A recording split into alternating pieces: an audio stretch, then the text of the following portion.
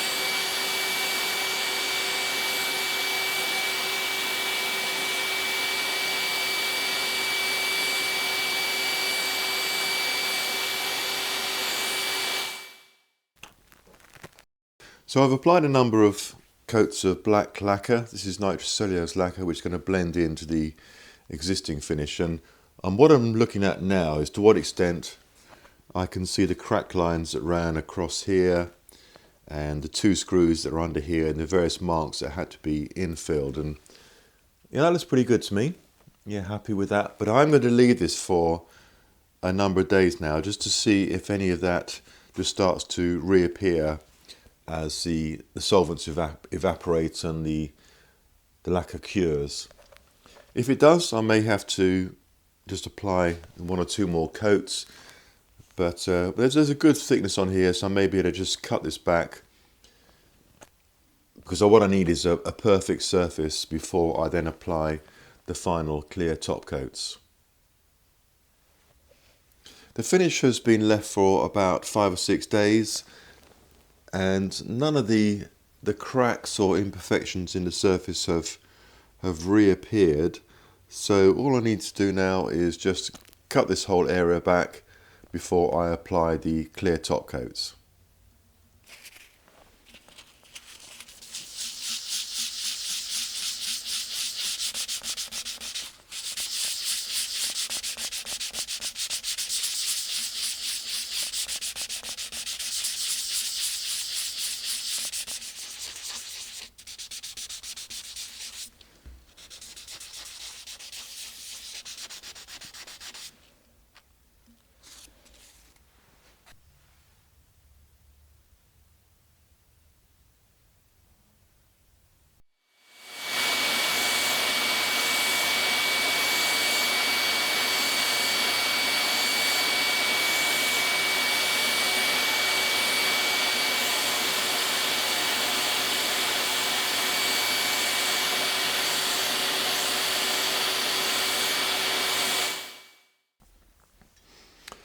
So I'm now ready to move on to the final leveling and polishing of this finish, and this surface is looking very good. So I think I'm able to go straight with a 1500 grit, which is a pretty fine grit, but I think I'm going to be able to do what I need to do with a 1500 grit. And just to say that I was at this point a week ago, and as I started to go through this process, something became apparent that wasn't obvious when I first started working on this surface, which is I had imperfections in the finish, what is sometimes referred to as vapor pop, which is when you actually sort of look at it as you cut back through the grits, you start to see these sort of very fine pinholes in the surface, in the finish. Now, I'm no expert in this, but my understanding is that is because when the lacquer is applied, the top surface in a sense crusts over, hardens over. And if the lacquer is applied too thickly, that happens, but the vapours in the nitrocellulose lacquer aren't able to evaporate quickly enough. And they get trapped below the surface, and these little sort of tiny little bubbles appear. And that is simply because I was applying the finish too thickly in my sort of eagerness to apply the finish. I was just putting it on too thick. Just had my spray gun set it to too thick an application. And really the only way to deal with that is to cut it back and then apply further finish. It's very difficult to just polish through that.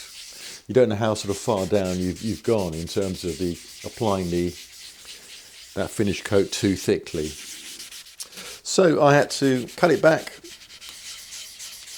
and apply some more black finish, then clear finish, and applied it quite thinly, and just let enough time for the solvents in the finish to evaporate. And so here we are again. So it's just a little lesson for me, really, just about being patient when applying nitro. Other finishes are a bit more forgiving. I'm now on to 2000 grit. So taking out the scratches left by the 1500 grit wet and dry. I'm going to finish off the cutting back process by cutting back with 2500 grit. But just to point out this, so what I have here is what is sometimes described as a witness line. So we have the old finish and the new finish, and the new finish hasn't blended in to the old finish. Now, I've done many headstock repairs on Les Pauls and had no problem with the new finish blending into the old finish and getting a seamless join between the two.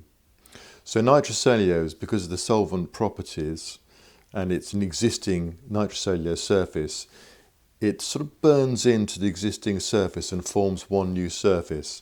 That doesn't happen if you apply nitro to a polytype finish. So if I was working on an Epiphone Les Paul, which hasn't got a nitro finish, then I can't do the same working with nitro and blend it into the existing. So this witness line here sort of suggests to me that the existing finish is not the same finish as Gibson would use on their Les Pauls. So this is a Les Paul special. I'd be surprised if Gibson were using a different finish on the Les Paul specials compared to other models of Les Pauls, but this does suggest that is the case. Perhaps there's someone out there who knows more about the finishes on this particular Gibson model than I do. But that's a shame, that witness line. I have to see if it disappears a bit more when I come to the polishing out the final compounding and polishing out of the surface. I can see it a bit up here, and it's not quite as noticeable, not quite a distinct line. But there we go. It's a shame, but we'll have to work with it. And so on to the final compounding. Just taking out the scratches left by the 2500 grit and bring it up to a full gloss finish. I often do this on the buffing wheel, but I think because I want to just concentrate on a sort of couple of areas, particularly that witness line area, I think I'm just going to do this by hand. So I'm just starting off with a fairly coarse compounding paste, which I've just sort of thinned down a little bit with just by dampening the cloth. Then I'm going to move on to a medium and then a sort of final polish to bring up the high gloss. So let's see how we get on, and I particularly want to see if I can get rid of that witness line or make it less noticeable.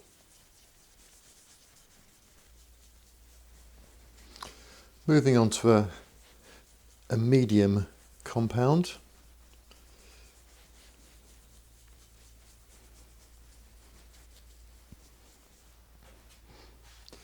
And finally onto a polishing solution. So not really a compound, just a sort of final polish of the surface.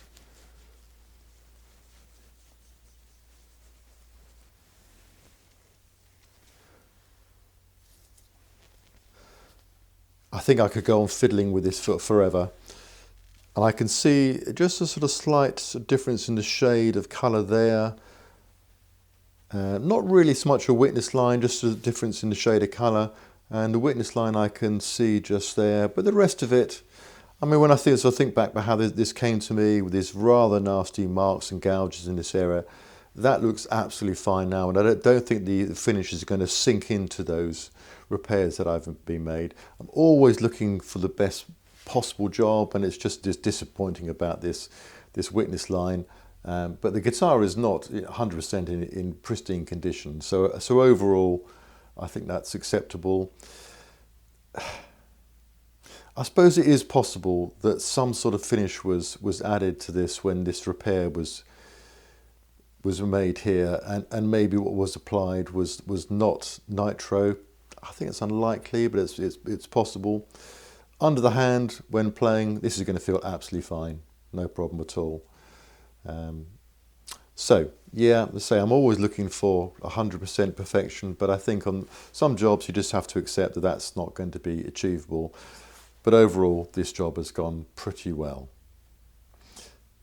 So now just to put the tuners back on, new set of strings, do a set of the guitar, and yeah, ready back for its owner.